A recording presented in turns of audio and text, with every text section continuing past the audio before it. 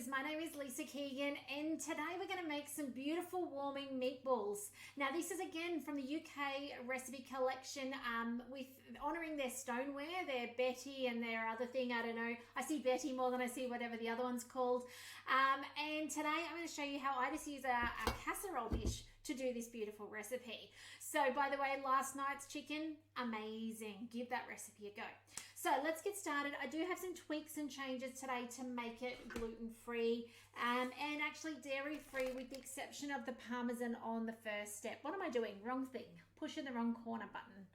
All right, first things first is some Parmesan. We're going to grate down some cheese to start this recipe. This becomes the coating on the potatoes. So I've got some Parmesan in there. And then I'm going to add to that some parsley. So where did that parsley go? Here it is. So 8 grams of parsley, leaves only. Guess that's all of that. There we go. Decent amount of parsley. You know what? If you don't have it, use just say a teaspoon of dried parsley. That'll work the same. Now we don't do chilies here, so I'm skipping that over. If you like that little spark of warmth, add the chilies. Okay, some salt. I do have salt here somewhere. There it is. 1 teaspoon. It's a decent amount of salt in. But we are making the coating for the potatoes. Now I have prepped these potatoes already. I've cut them in quarters and I actually used the awesome blade cover peeler to peel them off. So that made 4 minutes light work of that. I just put them in, put the water in, spun the dial and off they went. So they are awesomely ready to go. I do love the peeler blade cover. Okay, so 10 seconds, speed 8, off they go.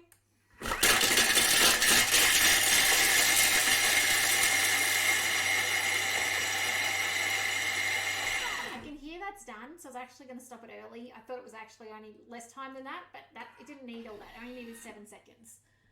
Okay, transfer to a bowl and set the bowl on top of the lid because then it wants you to add to the potatoes or add to it the potatoes. I'm going to go the other way around. So I am going to add to the bowl now my potatoes and you can see there's a little bit of liquid in there, doesn't matter, and my peppers. I don't know if there's 300 grams here. I just cut one up into strips. Now I reckon this could be other things. It doesn't have to be capsicums. It could be zucchinis and carrot strips, just matchstick style. So I reckon it could be those things too. Now next, I've got wet fingers now. Let's go there. Now some oil to coat it. Now I have changed this recipe up as you've seen. Like I've not followed it now. This is supposed to be in a separate bowl. I'm going to do it here. This is the oil that will be the roasting oil that makes it nice on the outside. Whoop, there we go. So now let's coat these. So normally it says to mix it together. I'm going to put on speed reverse for a moment to do so. So when I push my home key and get out of this recipe, did that work? There is so much glare on this screen, struggling to see it. So what we're going to do now is we're going to push the reverse button, which lives under the speed. So if you come over to the speed button and you push that little one there, it goes reverse arrow. Now it's going to toss them. So I'm just going to go up to speed 1.5. And it's going to toss in a second. Now you can hear that sound. That's okay. Go a little faster. Okay. That speed there, excuse the rocking table. Obviously, I'm not here on my kitchen bench. Your kitchen bench won't move. That sound at the beginning going, that's the machine going, hang on, I can't move. Starting too slow will often have that outcome where it actually kind of stalls. It doesn't damage your Thermomix so long as you don't let it continue to stay like that, okay? Otherwise, eventually it'll wear your blades out. So all I did there to fix it is I went a little bit faster. You could stop, move the food around and go again, but normally I just find giving it a little bit more revs will make it do its thing, okay? So we have coated that in that short time. Check this out. Yum, how good does that look? So into the dish goes those potatoes and capsicum. So, and actually I think I found my culprit piece of potato. You see the one bit that's half impaled? That would have been the one that it was struggling to get past to start off with. There it is. All right, so we've got that removed. Now we're going to move on to the meatball set. Now, in theory, I should clean my bowl out. I'm not going to. What did I just press? Oops, wrong thing. Let's go back to the recipe. Up here, there's a little green marker at the top, little green bookmark symbol. When I click on that, it will take me back to the step I was up to.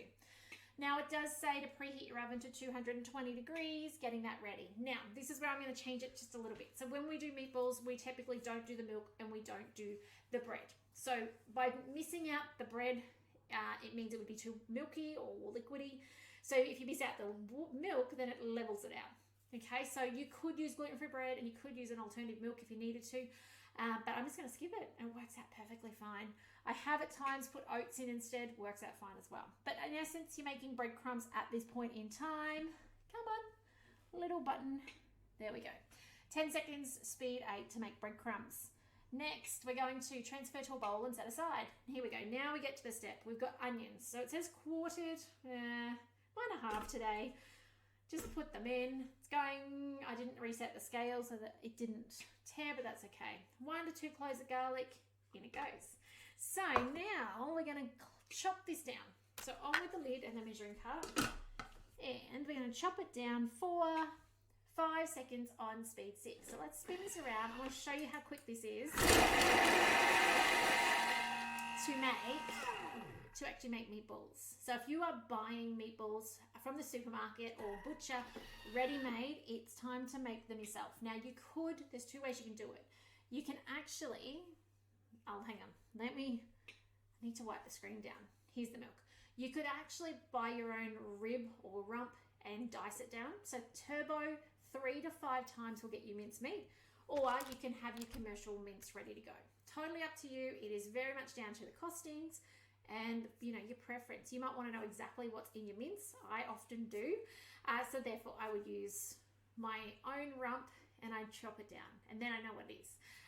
But there's times when shortcuts are required and you just buy it. So that's okay as well. So back to this though. 50 grams of meatballs. We're going to, I can't read. 50 grams of milk. Let's keep going. Next. Now here comes our mince. Now it says use half pork, half beef. I'm just using all pork, beef. That's what I've got. Use what you've got. And if you only like chicken mince, make chicken mince. Use what you've got, okay? Don't feel like you have to do it exactly as per recipes. Recipes are only guides. So let's tear this back. I actually cannot see that screen at all. There we go. Oh, it's negative 50, so we're going to leave it. It's supposed to be a 500 gram pack, so we'll see how we go. So now the thing is with this is we don't want to just tip the whole lot in one clump because you'll end up with it not mixing through. We want it to be able to fit down the blade shaft. So you do want to break your mince into chunks that are about the size of golf balls. A little tip as well is if you're ever making something that actually involves mince, say the chunky bolognese, put the mince in chunks. Make them into golf ball size little chunks. So not like this where I'm loosely doing them, scrunch them into chunks. The reason I say that is it helps hold the integrity of the meat together. Otherwise, you may end up with a pasty mince dish, and you don't want pasty. And it's actually because it's cooked too far, and then it starts, I guess in essence, shredding and dissolving. We don't want it to go that far. We're not cooking ours in here today, though. We are just stirring it through, so it doesn't matter that I'm breaking it up, and it's actually preferable that you break it up so it can become part of the mix. So, reserved breadcrumbs. We don't have breadcrumbs. 1 medium egg, that is our binder. If you can't do eggs, chickpea juice would work. A chia egg where you put chia and water together would also work as a binder. I've actually done it in the past where I completely skipped it out as well. What that does do is it does make it a little denser. Like I could tell the difference, but if somebody wasn't aware, they probably wouldn't know that there was a difference there. Okay, some paprika. I do love that this recipe has the paprika in it. I've got a meaty hand now that I can't use. If you don't like paprika, you don't have paprika. Leave it out. It's no big deal. The other meatball recipes I can highly recommend is the meatball in tomato sauce recipe and the blade cover meatball recipe as well. We actually make these meatballs in the bowl with the beautiful tomato sauce. That's a beautiful, rich recipe. The meatballs with tomato sauce, you steam the meatballs over your tomato sauce. Another beautiful recipe to make in your Thermomix. I don't have marjoram, so we're going to skip that. Some mustard I do have. Don't know if I can open it without using my yucky hand. There we go. I think it says 2 teaspoons. In that goes. You could use mustard powder instead of, I've used Dijon mustard. That was just a preference. That's what I grabbed. Again, doesn't really matter. Some salt and some pepper. And now we're going to let it mix through and then we're going to shape it. So, as I said, if you've never made meatballs, can I encourage you to now have a go at them? Because barring the fact that it takes a little bit of time to roll them, they're so easy, you know exactly what's in them if you've minced your own meat down anyway. So let's spin it together. 1 minute kneading function. I won't talk over the top of it because it just doesn't work. What I might do is I'm going to press pause and I'm going to go wash my hands so I can roll those meatballs in a second. So I'll see you in 1 minute. Okay, that 1 minute knead is done. Gave me time to go wash my hands. And now it's time to make the meatballs. So we're going to take that lid off. I've got a little old ice cream scoop here. Okay, I believe you can get them on eBay. It's the smallest one they come, and I often use it for things like meatballs, bliss balls. Even I accidentally once ordered the larger one instead of this one, and I use it for cupcakes for evenly distributing that batter. Today I'm going to use it to help me get even meatballs. Just a word of warning, you're using stainless steel in a stainless steel bowl. You want to make sure you don't scratch your bowl, so be gentle up the sides. But there you go, look at that. Beautiful meatball mix. Now, because it kneaded it through, it actually more so mixed it than it did break it up. Like it's combined it without chopping it further, so which is pretty cool. So here we go. We're just going to combine them, give them a little rub together. Don't overwork them. And we want to drop them between our vegetables, which I'm just going to scatter as I put that in there. So in with some mix. It says 12. Not sure if mine will be bigger and smaller or smaller. I do like this recipe. It's super quick in the scheme of things for meatballs. Like it's not going to take you all day to get them done. So let's put this together like so and drop them in. So now once this is done, it says to put them in the Ben dish and spread them out a little bit and then bake them on the middle shelf at 220 degrees for 30 minutes. So actually really quite quick to get these out on the bench. And as I said, whatever your meat preference is, it might be lamb, just make sure it's not too fibrous, not too much gristle in there or fat. It might be rib or rump that you mince yourself down. It might be chicken, it's totally up to you. Or it could even be pork, I suppose. Could be a little bit, you would want to use bread in pork because pork can be a little bit fatty and drop that liquid out and make it kind of more boiled than roast here when we put it in the oven. But I hope you give this recipe a go. I hope you're enjoying the winter warmer recipes and they're inspiring you with new recipes to try in your Thermomix. If you don't have a Thermomix on your bench, I am here to help you get one. If you live in Australia, there are generous gifts from Thermomix in Australia.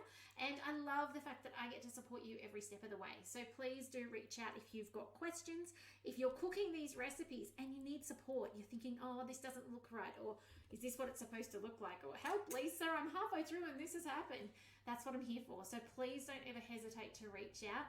I love to assist you so that you do get the very most out of your Thermomix investment. So otherwise, I'm going to keep going with meatballs, make 12 of these meatballs, put them in this tray. I can't wait for the cast ironware to arrive to Thermomix in Australia's mix shop shortly. That'll be awesome when it does. But give this recipe a go. Let me know what you think and never be a stranger. I'm here to help you get the most out of your Thermomix. So thanks for watching on today. Take care and I look forward to seeing you tomorrow. Tomorrow we are doing another chicken dish.